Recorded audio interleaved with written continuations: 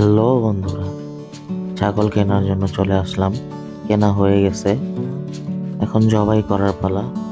জবাই করার জন্য নিয়ে যাইতেছে। জবাই করাও শেষ, চামড়া ছেলা হইতেছে। চামড়া ছিলতেছে ভাগ্নে।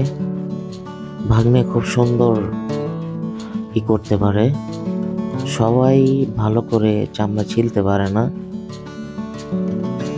ভাগ্নে খুব সুন্দর করে সবকিছুই রেডি করে দিয়েছে। এখন মশলা মাখানো হচ্ছে। মশলা মাখানো শেষ, চুলা রেডি করা হচ্ছে, যেখানে বারবিকিউ করা হবে। চুলাটাও খুব সুন্দর হয়েছে। ছাগলটা আগুনের উপরে দিয়ে দেওয়া হয়েছে। এখন দেখা যাক কতক্ষণ সময় লাগে।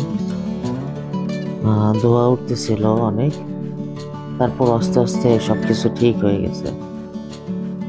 আমরা মশলা মাখানোর জন্য একটা ব্রাশ বানিয়েছিলাম। আমরা ব্রাশ কিনতে ভুলে গিয়েছিলাম, তাই কলা গাছের পাতার দিয়ে ব্রাশ বানিয়ে নিয়েছিলাম।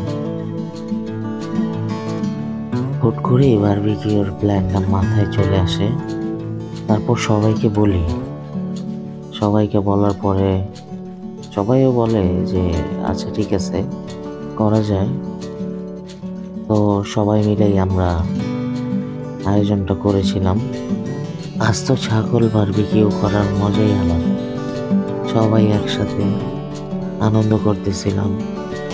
সবাই কাজে হেল্প করতেছিল।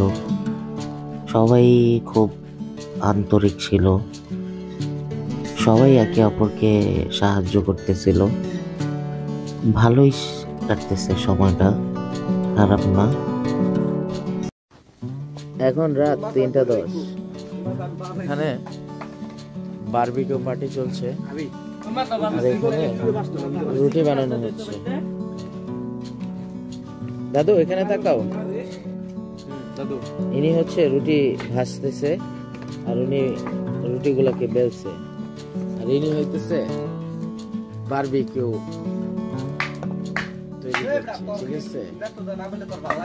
এই তুমি ই করো না, চেতে যেও না।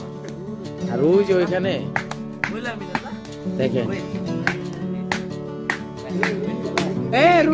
রুটি সেকা ম্যান, এই যে লোক খায়, ওই যে না ম্যান, এই যে ধরাই হালাইছি। এ শান্ত ভাই, রুটি বলাচ্ছ নাকি?